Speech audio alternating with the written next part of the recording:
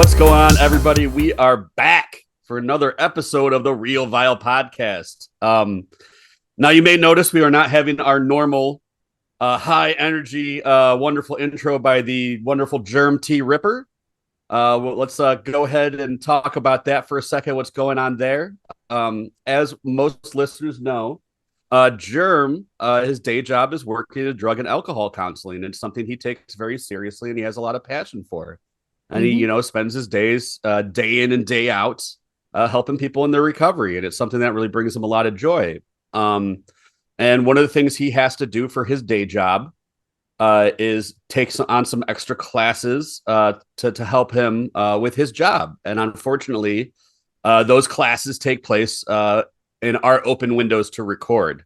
So he will be gone for a little while as he's getting the certifications he needs to further his job and do what he loves to do. And, we fully support that around here.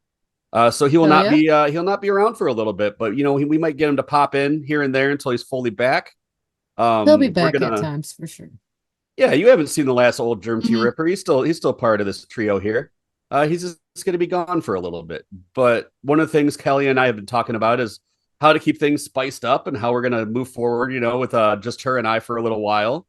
And what we've come up with is just some fun, interesting things to kind of juggle up the episodes to keep interesting from guests like we normally do, people from maybe the world of wrestling, directors, actors, that kind of thing. We might do some more themed episodes, like how we did with our Sasquatch or our Shitfest, things like that.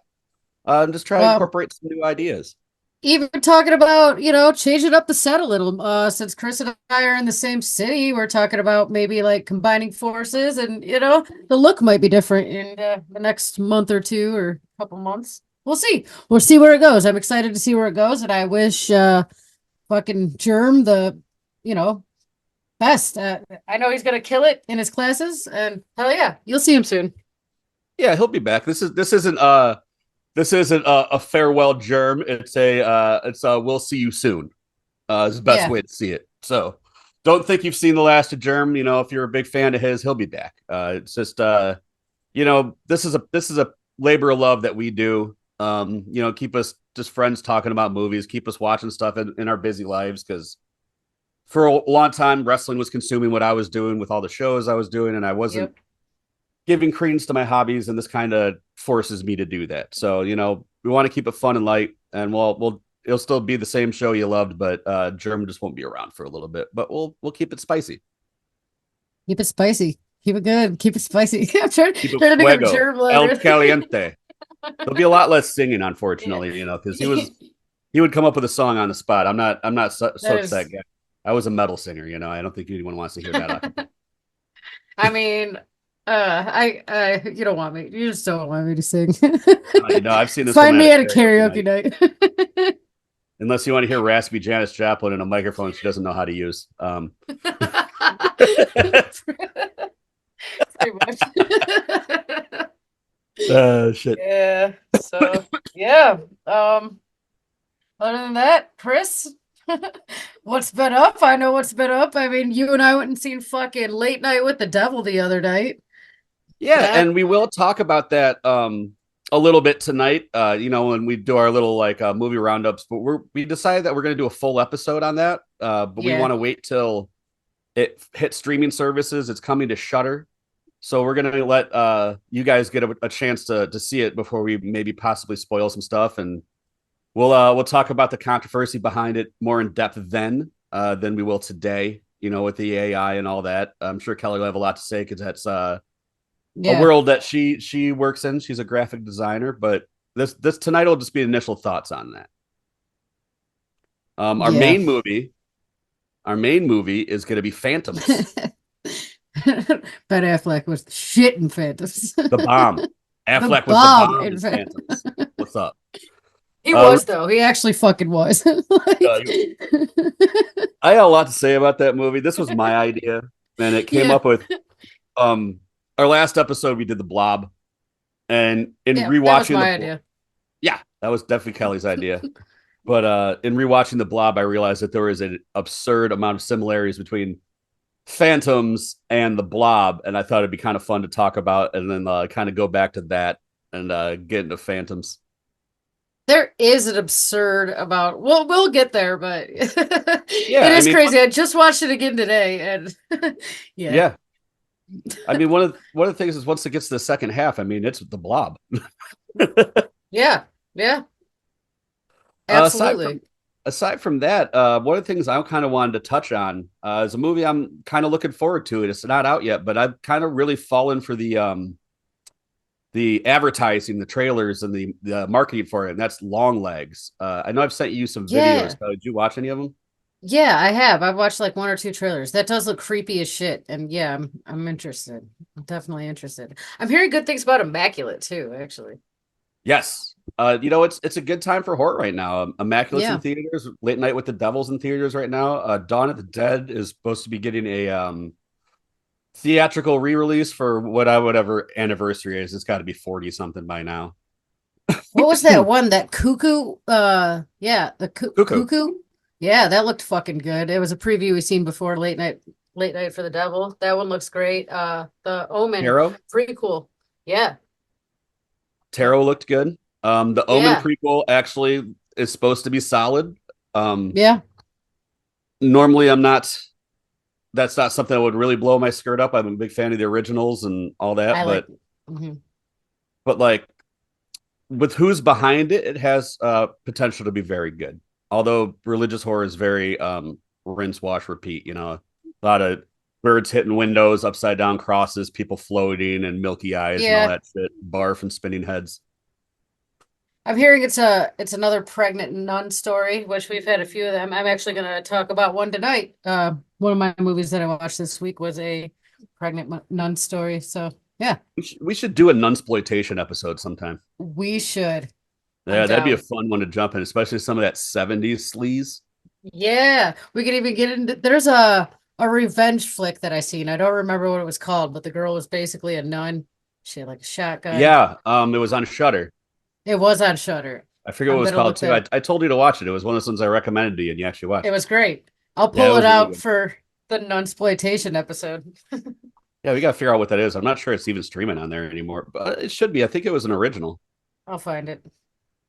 Yeah, we'll get to the bottom of that. Aside from that, by the time you hear this, we'll be less than a week out of Miasma Mania weekend in New Jersey. So all three of us, including Peapod, our producer, are getting all geared up to make the trek out to Jersey to get put on some violence for all you guys. Hills, yeah. I'm excited for that. Be nice to Aside get from out that, of town. Yeah. aside from that, what else has been going on? We went and saw a metal show the other night. Yeah, we did. Yeah. Saw Backbiter. Well, the band's Backbiter pretty was good. sweet. They're playing this Saturday, by the way. I meant to send you a link in BG.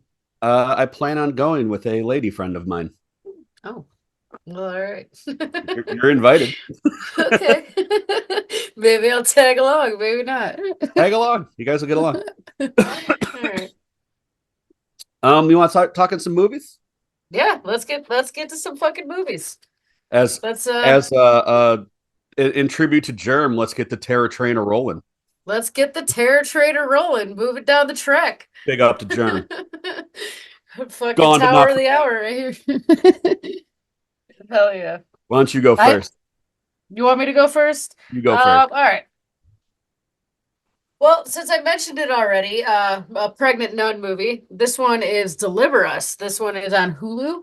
Um, Basically, yeah, the opening scene, it kind of starts out with some like really ritualistic like beheadings and shit, and they're like skinning like tattoos off of people's backs. Like it starts out pretty fucking brutal. Then it cuts to this like desolate convent, and this nun's having like crazy nightmares, and um there's like rumors that there's some shit going on in this convent, and a priest is sent there, to check it out. Um, I believe it starts like they believe the statues. Oh no, I'm getting this confused with one more movie that I watched this week for a Oh, second. I almost started going into this Irish one that I'm actually not talking about tonight, but no, no. It was like she starts having nightmares and waking up with like signs of the stigmata and shit in her hands. And she's pregnant with twins. She claims that it's immaculate conception, like the Mother Mary, and like so like this priest is in there.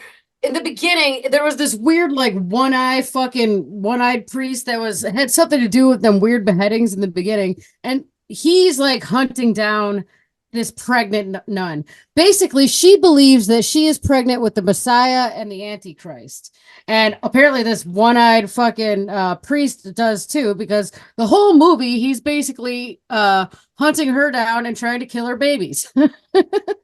Okay. So like this this is up movie. your alley. Kelly likes a movie about killing babies. So yeah, the Doom the whole baby movie, killer. like the priest that goes there, he breaks her out of this convent before they can abort the babies and shit. And then the babies are like born, so they're like running around trying to run from this priest that's trying to kill these babies. To like, you know, because well, he's trying to kill the Antichrist one, obviously, but you don't know which is which. I don't know, it was all right, dude. I give it like a 3.5. It's a pretty interesting movie. I like the So that was on concept. Shudder? No, this is on Hulu. Oh, Hulu. Yeah, I haven't Yeah. seen this one myself, so no input for. Deliver Is that a Us. newer movie? Yeah, 2023. Okay. Deliver Yeah, Us. Yep. I haven't checked that one out yet. Well, to It counter had yours. No, go ahead. Go ahead. like the film style was cool. They had a lot of like real muted colors where at times it almost seemed like very desaturated, and it really added to like the feel of it and stuff. But yeah, I thought it was decent. It was more of like a thriller in the sense, especially like running from the priest this whole movie, you know. But what were you gonna say? I'm sorry. No, I was gonna go into my next movie, which is a counter to what you Okay. enjoy the most. You Oh, fuck. enjoyed All right. you enjoy children getting murdered. This one's No, about a I murderous don't. baby. You No, sure I like talk that about it. too. I like that. I like murderous babies too. This is 1974's It's Alive, directed by Larry Cohen. Now, if you don't I know who love Larry this Cohen one. is, I'm a big fan of his films. I think he is super underrated as a director. He always makes really interesting exploitation films. Some of my favorite from him are The Stuff, Q, The Winged Serpent, God Told Me To. He made God Bone. He told made me. Black Salem. He made The Return to Salem's Lot, and he made this trilogy of movies. And I've only seen the first one. This is my first time diving into It's Alive. It took me a while to get around to this, and I cannot wait to jump into the rest of them. But what you got here is a man and a woman. The woman's pregnant, and they send their child away to be watched while they go to the hospital to deliver this baby. They know they're going to be in there a couple days.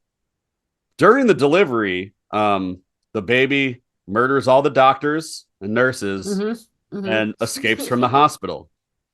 This sounds like a really crazy idea for a movie, and it 100% is.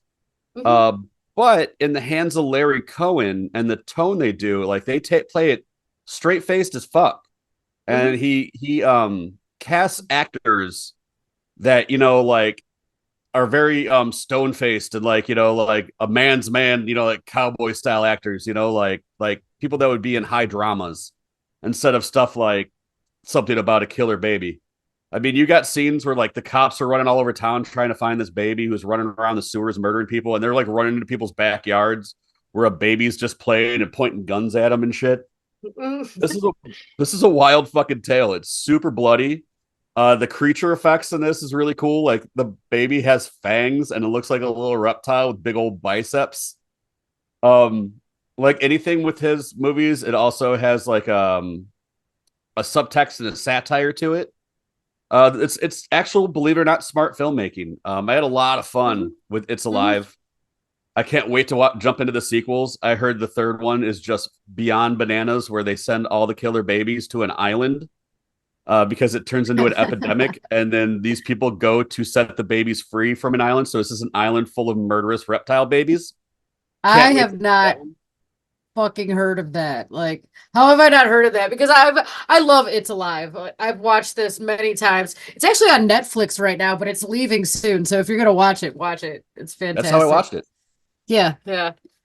I was jumping around Netflix, and normally they don't have anything old or interesting. And I was like, Mm-mm. fucking they live on here. All Uh-huh. right, I'll bite because it's one of the few Cohen movies I haven't watched. And Q the Winged Serpent is like a sleeper favorite of mine. Like it's Mhm. such a good fucking movie.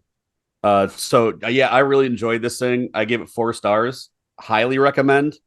It starts out fast and it doesn't let up. Like it gets right to the action pretty quick.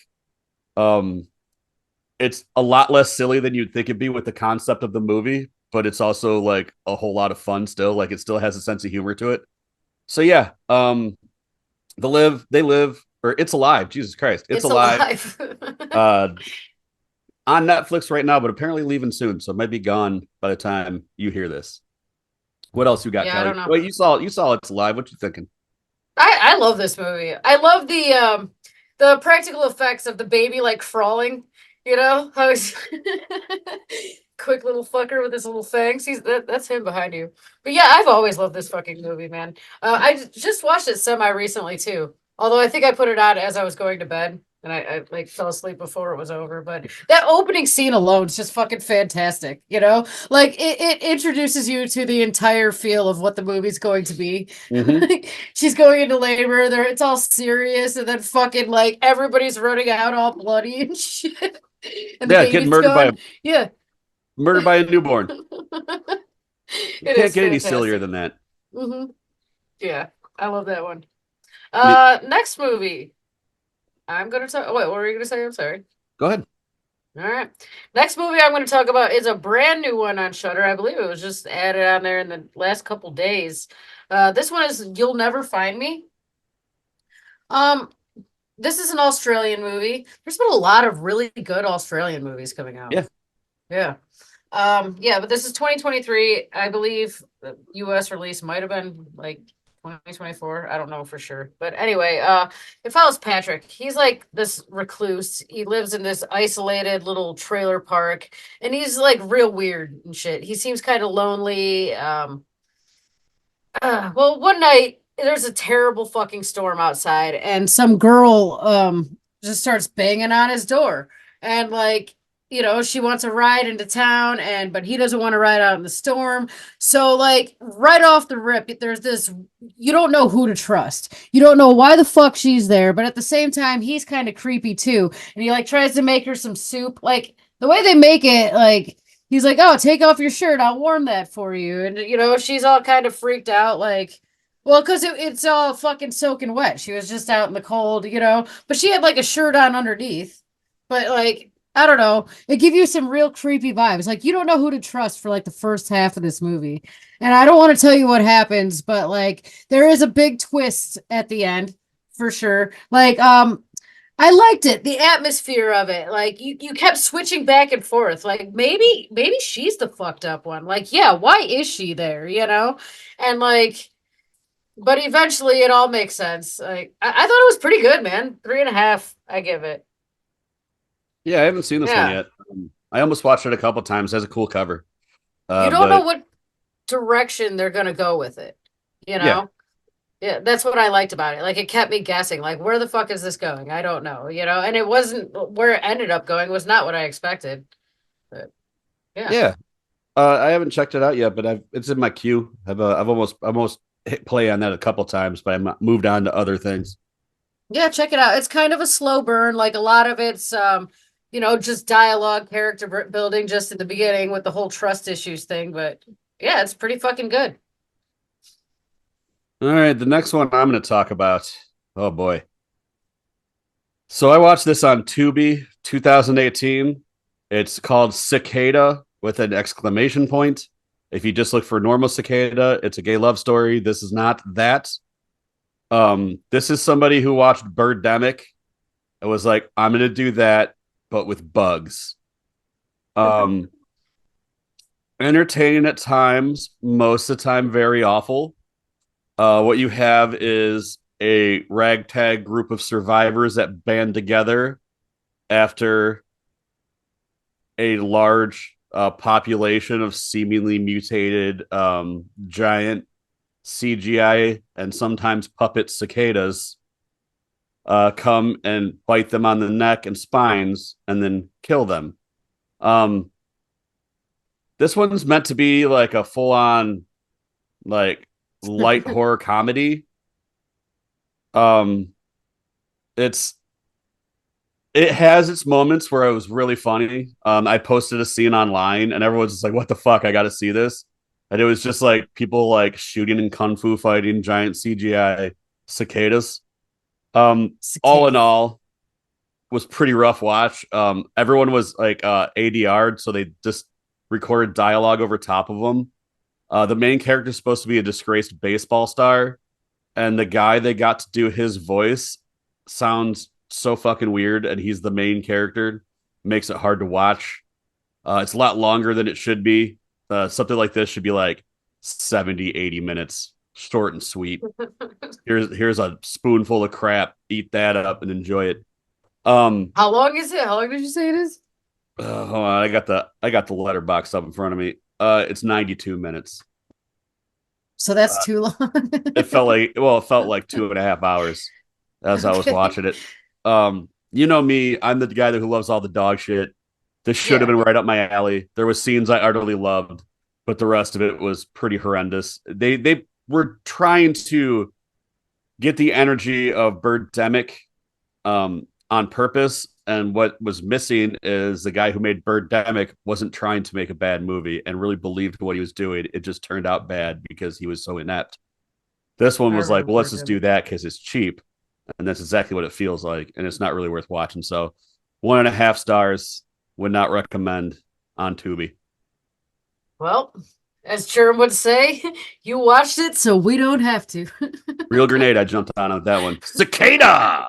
Cicada. They gotta Yeah, yell all it with the right. exclamation points. Cicada. What's it going? Cicada. There we There go. it is. Better. All right.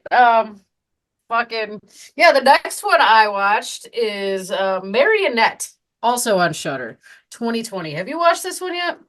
No. It was all right. It follows this therapist after a crazy tragedy and her husband dies in a fucking car accident and shit. She's a therapist in like upstate New York or something and moves to Scotland. She relocates there and gets a job where one of her clients is this 10-year-old boy that's like freaky as shit.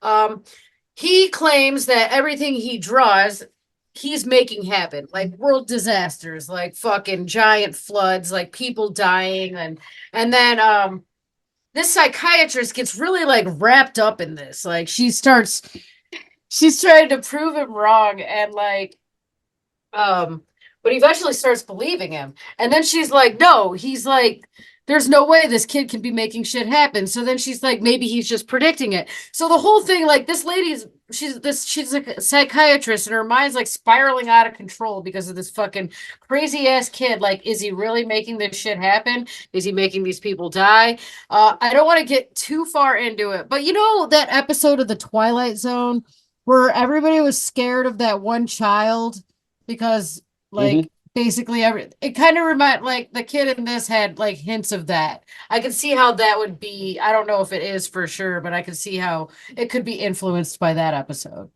at parts. But then it like goes into something like more of this lady's madness. So it was an interesting movie. I give it about a 3. Okay. Yeah, I haven't seen this one yet myself. Scottish movie. It keeps you it's yeah, you're also guessing in this one like similar to You'll Never Find Me. You don't know if, you know, if it's like her fucking brain or, you know, or if this kid's really fucking powerful. Like literally they keep you on that up until the end too. Like keep you flip flopping you know, What was predictions. that? He'd be flip. What? It keeps you flip flopping predictions. Flip, flip, double flip. Flippy flip, double flip. Yeah. All right, I'm gonna talk about another one here. This one isn't necessarily a horror movie. It's a documentary, but I think it's violent and bloody enough to talk about on here. Our buddy Schlack, one of my wrestlers, there's a documentary about his band, Eat the Turnbuckle, who is the most Oh yeah. notorious violent band in the world. They would do deathmatch type stuff while they were playing instruments. They would get super bloody, carve each other up, hit each other with light tubes, stab skewers into each other's heads, all kinds of wild shit, barbed wire doors. Why they played music. So they made a documentary about it, and Schlack was nice enough to send over a screener copy to Kelly and Hmm. I that we watched the other day called "Stabbed in the Face: The Rise and Fall of the World's Most Violent Band." Unfortunately, this is not out yet. They're still shopping around for distribution, but I do want to talk about it so that people kind of keep an eye out for it because I did think it was a very good documentary, especially if you're Yeah. into wrestling or extreme music. And that's not just coming because I know the guy. Like it was a phenomenal documentary. Um, a lot of great footage. It followed the bands, all the like the rise and fall, like why they couldn't be a band anymore, all that. By the time you hear this, their final show will be in a few days in Philly for Mania weekend on Thursday night. I'm not sure if tickets are still available, but definitely go check them out. It is an insane amount of chaos. A band like that definitely isn't something that can survive a long time. When they tour, they're literally fucking each other up every single day, getting very violent and bloody every day. So it was one of those things where it was a star that burned bright but not long kind of thing.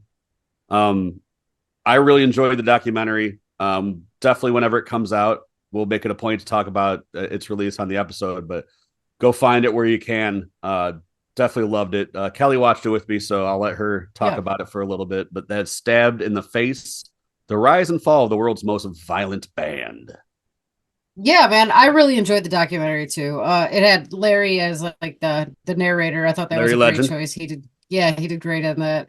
Um, yeah, it was a for as brutal and like violent and I mean trashy and like the music, it was a very well put together. It was a hilarious documentary. Like it definitely kept you interested. Like, yeah, I really it was a well done documentary. I'd give it 4.5, honestly. Like as far as documentaries go, you know? Mhm. I gave it What four would you give myself. it? I Yeah, gave it four, four. 4.5. Yeah, four, four and a One of half. the Yeah. most entertaining things I found from it, though, was not something about the documentary itself, but whenever they went to Schlack talking about it, it looks like he set up a kill room in a Nickelodeon room Yeah. for some It like was there's this plastic tarping hanging, but then there's like these neon green and orange pipes going everywhere and all this shit. I'm just like, where the fuck did you fucking film this, man? Like fucking Double Dare or something? What the fuck, man? Yeah, it was like something Dexter would do his fucking killing in. All right, what Yeah. you got, Kelly? I'm done. I had the three movies. Yeah. Well, let's talk a little bit about Late Night with the Devil since we both saw it. We'll All keep it right. spoiler free, but just give initial impressions. Mm-hmm. You Mm-hmm. want me to go first? Or you want to? You go first. So we went and saw this. I got off work one day and I had listened to a podcast where they interviewed David Desmalier, the man who stars in this, about the film, and I got really excited. And he's talking about how it's in theaters right now. I was like, oh, I wonder if they're showing it at the theater by my work. I work right next to a movie theater, so I looked it up, and they did. So I texted Kelly, said, "Yo, you want to come join me for this?" She met me up at the mall. We Mhm. went and saw it. I loved this movie a lot. This movie was really in my wheelhouse. I really liked the 70s aesthetic of it. I thought the story was really told well. It really did a good job at like ratcheting up the tension. They they did it in an interesting way to where there was a narration by Michael Ironside giving you kind of a compilation of like what was happening up until this situation happened, and what it was a failing late night um talk show, kind of like Johnny Carson or something, that was failing in the ratings. And after they give you the intro, it's pretty much just showing you the episode and exactly what happened. And the only time they break away from that is then they show behind the scenes footage of what happened, why they were away at commercial break. Aside from Mm. that, is presented exactly like an episode of TV would be shown, like it's found footage. And Yeah, what I you see people have, calling it. I'm sorry. no, go ahead. I said I've seen people calling it found footage, but I wouldn't exactly classify it as found footage just because it was filmed more as like a TV set. Although those in between scenes, I don't see, we shouldn't get too far into this if we're getting a full episode on it. But those in Well, yeah, but I between mean, scenes were more found footage. this is still Yeah, broad strokes I'm giving. I mean, I'm true. just kind of giving the setup. So yeah, I mean it's pretty much shown just like an episode of late night TV that goes horribly wrong. It's a Halloween episode, so it's like really fun, spooky things going on. We won't address the controversy about it till we do the full episode. This is just our initial opinions of it, but I really enjoyed it. I think this is an instant classic. I'm glad we saw it in theaters. It's not often you see a film this unique in a theater. I think it's important to kind of support when that happens with movies, stuff like that. I loved this a lot. I gave it 4 stars. It was fantastic. Yeah. Yeah, I really loved this movie. From beginning to end, dude, it was one of those that kept me on the edge of my seat. I really, really, really loved the style of it, the retro style, the coloring of it. How they did something really cool with between black and white and like the technicolor of it too, which I thought I loved it. I really love like possession stories, devil stories, and this might be one of my favorites. It would have been a really cool one to come out on Halloween, but hey, I know I'm at least gonna watch it for sure on Halloween. But Yeah, fuck this yeah. is one of those ones that's been doing the festival circuit for like a good year now and getting a Hmm. lot of really good hype. And I think it's just kind of when Shutter wanted to put it out was more of a lull. But yeah, this would have been perfect for the Halloween season. Although I Yeah. am glad I got to see it now. So, but this is Hmm. definitely going to be some essential Halloween watching going on in my future. Absolutely. So with that, you want to talk Phantoms? Let's talk Phantoms. It's Spottle. We're gonna spoil the shit out of this movie. You've had time to see it. This is an old movie. Affleck, you don't bomb in Phantom, Joe! This Yeah. is back in the Miramax boom, 1998, directed by Joe Chappell. The Man, Ben it's Affleck, Liv Schreiber, Peter O'Toole, Rose McGowan, uh, horror movie of the late 90s. this one started out so fucking solid too, man. It started out like a great horror movie, You get the girl and her sister, she's like the bad girl, Rose McGowan, of course she is, and her sister's taking her what, to her parents' house or something? Yes, she's always been hot. Yeah, I've always had a thing for Rose. I can't help it. Who hasn't? I don't think I think she was going to stay with her sister, and their sister was living in the town they were going to. Ah. Well, the town seemed empty as soon as they arrived there, like freshly fucking empty. There were pots still on stoves, like you know, that you could tell like food was freshly cooked. There was shit that just happened. Like you could smell, I don't I'm trying to Yeah, remember they other they're little going into details. kitchens, they're seeing bubbling and simmering and pots, like there's sign that there was activity up until very recently in this town, and there is no one to be seen. Cars are still everywhere, but they're going into houses, they're going into hotels, nothing. They can't find anything. So, The first half of this movie is such a solid setup for a horror movie. mm-hmm, Like mm-hmm. it's really atmospheric. It does a good job at like giving you clues that make you wonder what's going on, like things that should be impossible. Like they find a room and it's locked from the inside, but it was a bathroom. When they break in, somebody had written something in lipstick on the mirror. There was no windows or any way to get out, but no one was in there, and it was locked from the inside. So it's like, well, what the fuck happened? Yeah. Yeah, so like they're looking around. You're questioning like, is there some sort of fucking virus? Did everybody just suddenly die? Is this an alien thing? What the fuck is going on? Chris, what the fuck's going on at your house? I don't know. I heard what sounded like an explosion uh down the street maybe a minute ago, and There's a gas leak at the end of my street. They've had my street blocked off all day. So, okay. Anyway, it seems like there's some commotion going on outside, and I can't really see what's going on from my vantage point. So it is a bit concerning.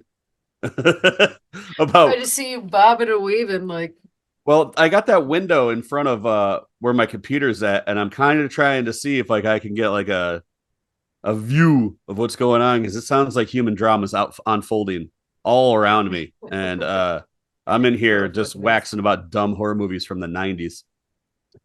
Oh, yeah. Speaking of which, I read an interesting fact about this. It was originally supposed to be made in like the late 80s, early 90s, but it was shelved after I think New World went bankrupt. New World was originally supposed to have it, and then at one point there was going to be a video game by Active Realms, and then Active Realms shelved it, and then it stayed shelved for another 10 years. And then Miramax optioned it and put it out. And this was a huge flop when it came out.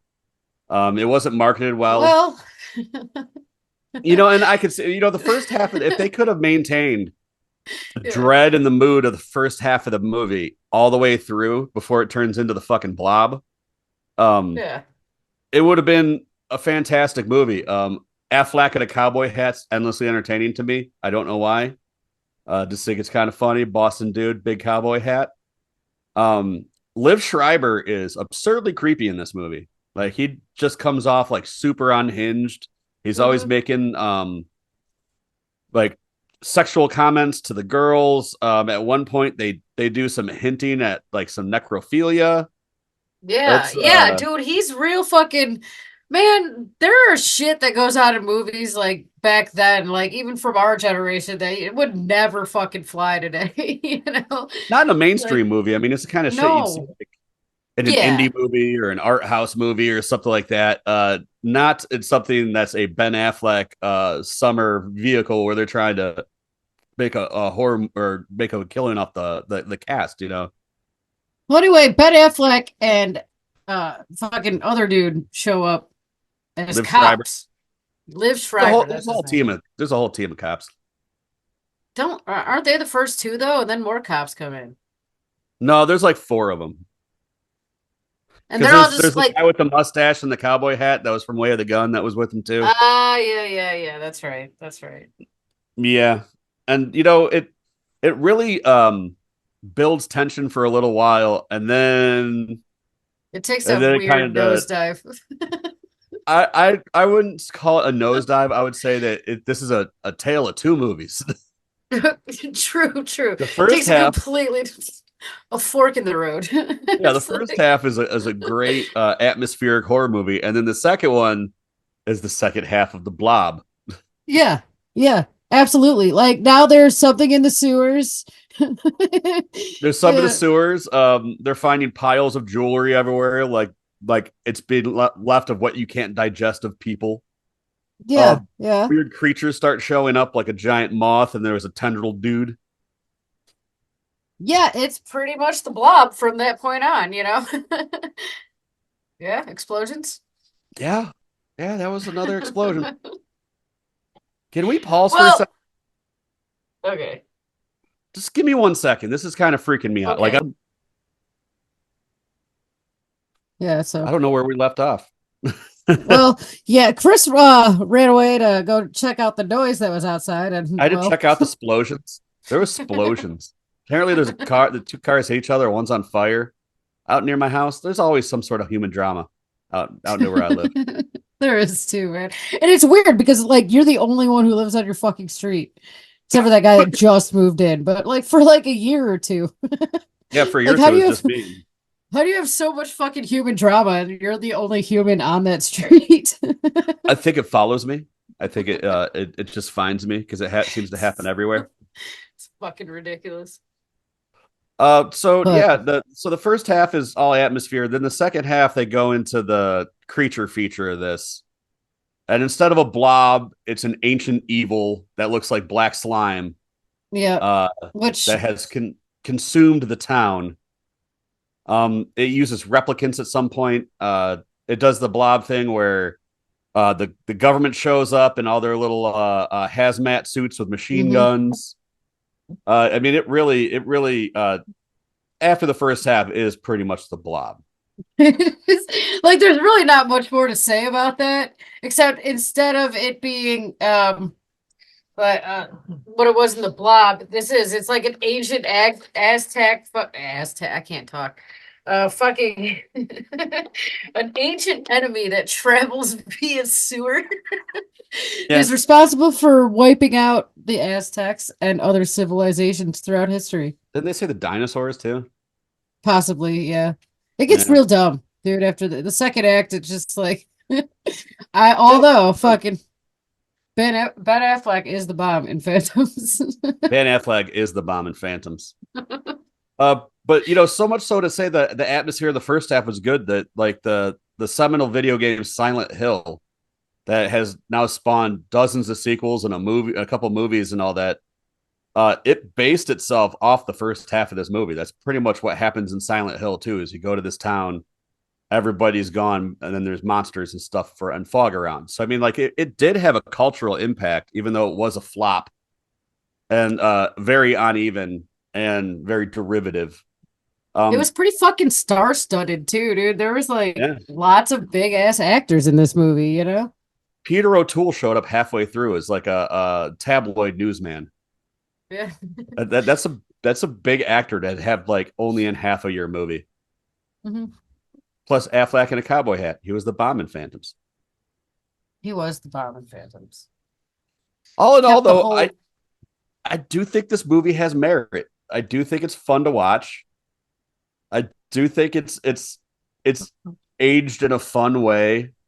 Some of the CGI doesn't look good, but I mean it's definitely a time capsule of the era. Like I could watch this back to back with like something like The Faculty, Yeah, something else absolutely. from kind of that year, or like Valentine.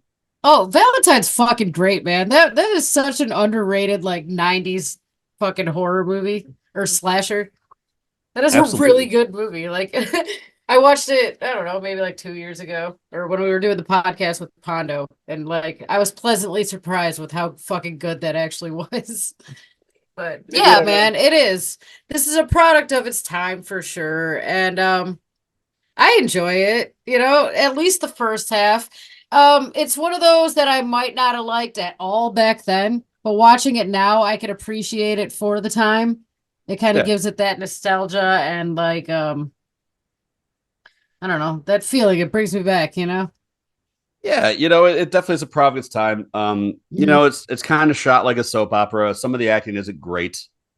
But I mean, it definitely had the stars of the dimension at that time. Like they used a lot of those same actors and interchangeably in a bunch of dimension movies, especially Rose McGowan, Liv Schreiber, people like that. Yeah. Yeah, I enjoyed it. I enjoyed it for what it was. It does take a nosedive in the second half, but it's a cheesy and funny nosedive at least. And they took some really broad, big swings, and most of them didn't land, but it's still kind of funny for what it was. So yeah, all in all, I Yeah. enjoy it. I give it three I think stars. 3's fair. 3 is fair. That's what I'd say too. You know? First half of the movie, I give 4.5. Second half of the True. movie, 2. So let's even it out to 3. Yeah. All right, that's fair. That's fucking fair. And Dean Koontz I'd buy it. was the The who author. the The author writer. of this was based on. He is notorious for always having happy endings in all his books. Mhm. Like I had an ex-girlfriend who liked horror books, but she would only read Dean Koontz ones because she knew there would be a happy ending. And this one actually did not have a happy ending. That apparently the book did, but they changed it up for the movie, and it had a kind of an apocalyptic ending. So I thought that was kind of Mhm. cool too. Yeah. Yeah. I asked that too when you and I were, because we watched it outside. We had like that one really nice fucking night out, and him Yeah. and I busted out the projector and watched this in my backyard. But yeah, when we were sitting out there, as soon as I seen Dean Koontz, I was like, "Oh, does that mean this has a happy ending?" And you just looked at me like, "Well," because I I haven't seen it since, fuck, probably the 90s, so I didn't remember shit from it until we rewatched it for this episode. Yeah, it had been a while since I seen it too, but I remembered more than most just because Yeah. uh, I remember enjoying the first half a lot. So the first half really stuck with me, and then being a fan of the Silent Hill games that it spawned off of, um, always having to tell people like they ripped this off from Phantoms, But yeah, I liked it. I'd recommend it. Hell yeah. Hell yeah. Anything else you want to say about it? I don't got a whole lot that we haven't already said, other than, Blob ripoff, awesome beginning. Fucking Affleck was the bomb in Phantoms. What else is there? Nothing else. With that, I guess we'll wrap it on up. We'll come back at you next week. Maybe we'll have a guest or something. We're trying to spice things up. I know this first one's probably a little rough, but we're probably a little dry. It's take us an episode or two to find our footing with the new format. We're used to having a third to bounce around with. So stick with us. Germ's we'll figure it out. Big energy too. Germ's a big character. Yeah, big shoes to fill. Big shoes to fill. But we'll be here and we'll be recommending movies for y'all every week as we have. So yeah, take it easy, guys. Keep it sleazy. God bless America and send news. Send news.